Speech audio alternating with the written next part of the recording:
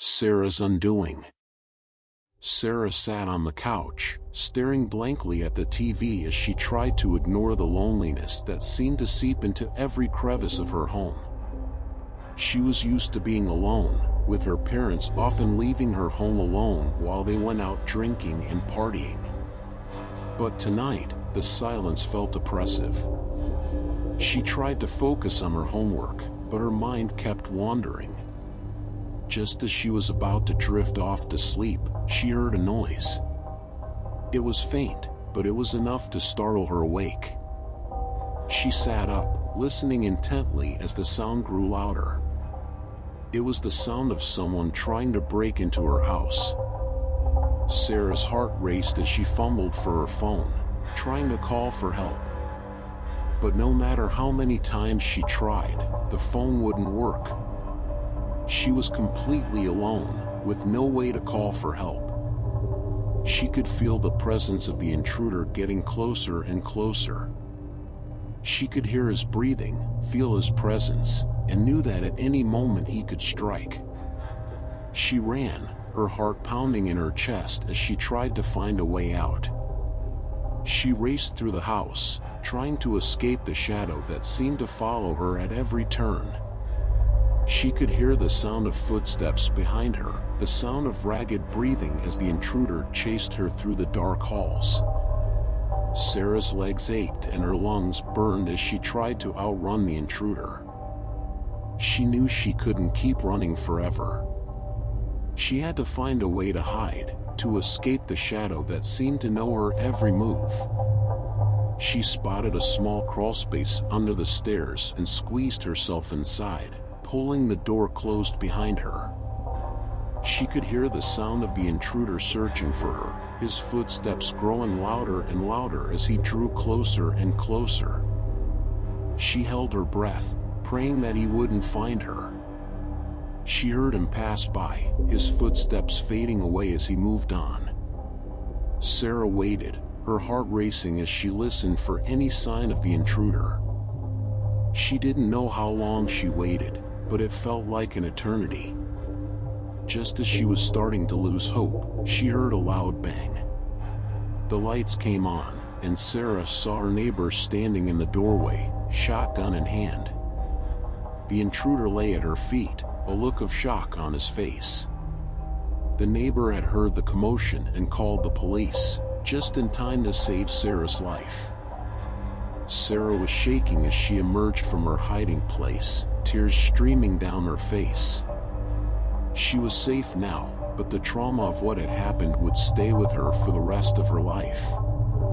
Sarah sat in the back of the police car, trying to process what had happened. She couldn't believe that she had almost been killed, that she had come so close to losing everything.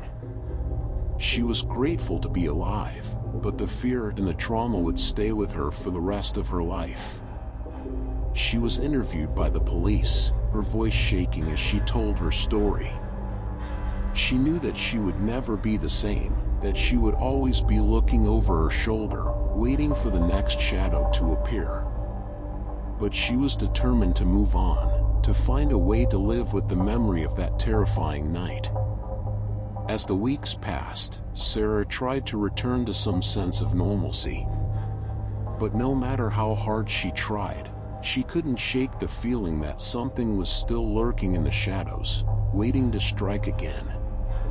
She started having nightmares, reliving the chase over and over again.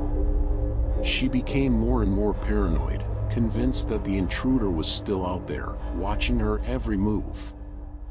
She tried to tell herself that she was safe, that the intruder was behind bars and could never hurt her again.